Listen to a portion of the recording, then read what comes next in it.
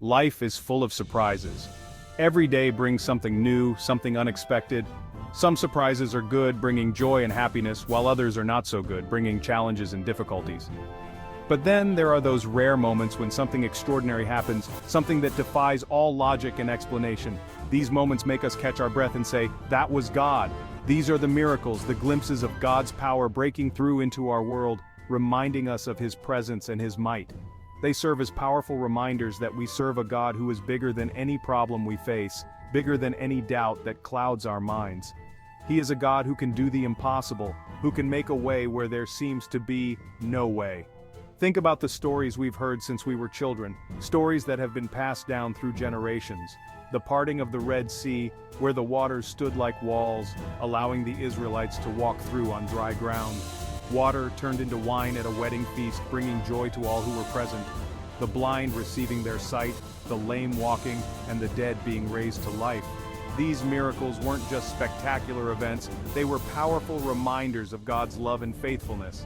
They were signs to encourage His people, to strengthen their faith, and to show them that He was always with them, no matter the circumstances. Today, we might not see staffs bursting into bloom or water turning into wine before our eyes, but we serve the same God, the God of Abraham, Isaac, and Jacob, the God who performed those miracles long ago. He's still in the miracle-working business, still showing His power and love in ways that we might not always recognize.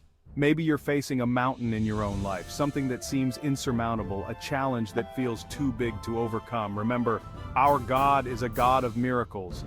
He can move mountains, He can calm the storms in our lives, and He can bring peace to our troubled hearts. He can make a way where there seems to be no way. Don't lose heart, don't give up. Don't give up on your dreams, no matter how impossible they may seem. Keep believing, keep trusting, because our God is a God of miracles, and He's still working wonders in the world today. His power is limitless, His love is boundless, and His faithfulness endures forever. So hold on to hope, and watch as God continues to reveal His power and glory in your life. Let's travel back in time, thousands of years ago, to the Book of Numbers in the Bible. This ancient text holds stories that have shaped the faith and history of millions. It is a journey filled with trials, tribulations, and divine interventions. The Israelites, God's chosen people, were on their arduous journey to the Promised Land. This was not just a physical journey, but a spiritual one as well, filled with lessons and revelations. They had been through a lot of slavery in Egypt, where they toiled under harsh conditions, doubt about their future, and fear of the unknown. Their faith was constantly being tested. They even questioned Moses, their leader, and God Himself. Despite witnessing miracles, their faith wavered. They wondered if they would ever reach the land promised to their ancestors. It was a time of testing, a time of proving their faith. Every step they took was a step into the unknown, requiring trust and belief in a higher power. Moses, as Moses. God, in His infinite wisdom, decided to give them a clear sign, a powerful symbol of His chosen leader. This sign was meant to reaffirm their faith and guide them on their journey. He asked me to gather all the leaders of the 12 tribes of Israel. Each tribe was represented by a leader, a man chosen for his wisdom and strength. Each leader was to bring his staff, a simple shepherd's rod, a symbol of their authority. These staffs were more than just walking sticks. They represented the leadership and responsibility each man held. These staffs were laid down in the tent of meeting, a sacred space where God met with His people. This tent was a place of divine encounters, where the presence of God was felt most strongly. Among these staffs was Aaron's, representing the tribe of Levi. Aaron was not just any leader, he was the high priest, chosen by God to serve in the holiest of roles. Can you imagine the scene, the anticipation, the tension, as these leaders laid down their staffs, waiting for a sign from God? Ordinary staffs lying there, just pieces of wood. To the untrained eye, they were nothing special, just tools of the trade for shepherds and leaders. But then, something incredible happened. In the stillness of the night, a miracle began to unfold. Overnight, Aaron's staff, the one belonging to the man God had chosen to be his high priest, began to bud. This was no ordinary budding, it was a divine act, a clear message from God. It sprouted leaves, blossomed, and even produced almonds, ripe and ready. The almonds were not just a sign of life, but a symbol of God's provision and favor. This wasn't just a little bit of growth, it was a full-blown miracle, a sign that was impossible to ignore. It was a testament to God's power and his choice of Aaron as the high priest. The people could no longer doubt. They had witnessed a divine sign, a clear message from above. Imagine the scene the next morning. The sun rises over the vast expanse of the desert, casting a golden hue over the sands. The air is still cool, and the silence of the early morning is almost palpable. The Israelites, accustomed to the harsh dryness of the desert, walked into the tent of meeting with a sense of anticipation. They had been through so much, and their journey had been long and arduous. There, amidst the ordinary staffs, lay Aaron's. It was no longer just a piece of wood. It had become a beacon of life and growth, a symbol of something extraordinary. The staff had miraculously bloomed, bearing flowers and almonds. The sight must have been astounding. Imagine the expressions on their faces as they beheld this miraculous transformation. The once doubting whispers turned into gasps of awe and amazement. The people who had questioned and doubted were now witnesses to an undeniable miracle. The miracle was undeniable, a testament to God's power and his choice of Aaron. It was a clear sign that God was with them, guiding them and showing them the way. Israelite as Israelite, this wasn't just a show of God's power. It was a powerful message to the Israelites. It was a message that spoke to their hearts and minds, reminding them of who they were and who they served. They had been grumbling, doubting, and questioning God's leadership. Their journey had been filled with challenges, and their faith had wavered. The budding staff was a clear and visible sign, silencing their doubts and pointing them back to God's faithfulness. It was a reminder that God was always with them, even in their moments of doubt.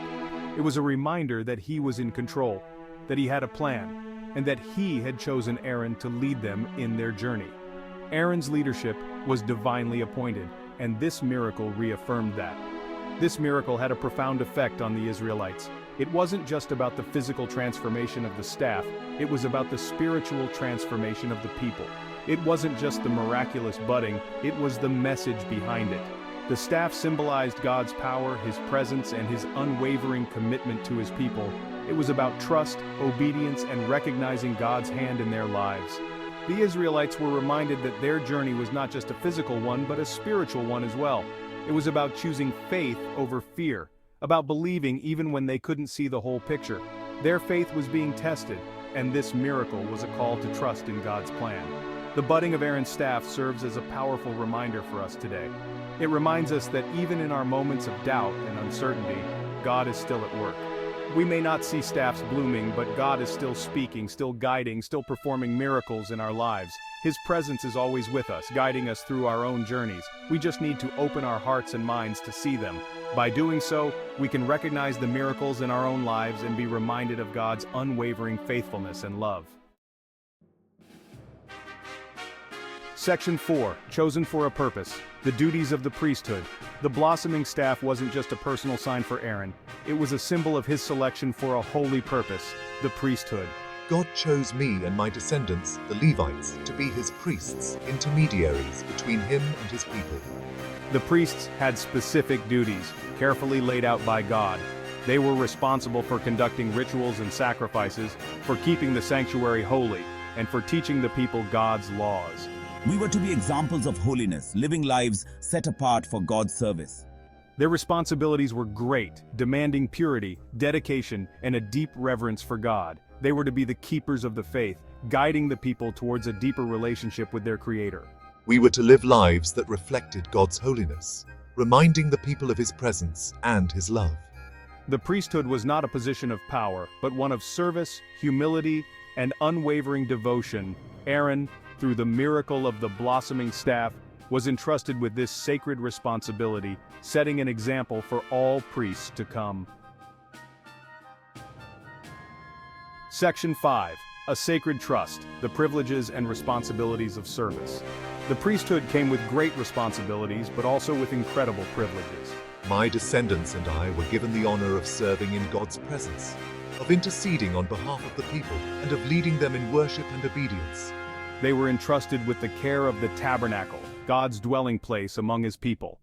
They were the keepers of the Holy of Holies, the most sacred space, a tangible representation of God's presence.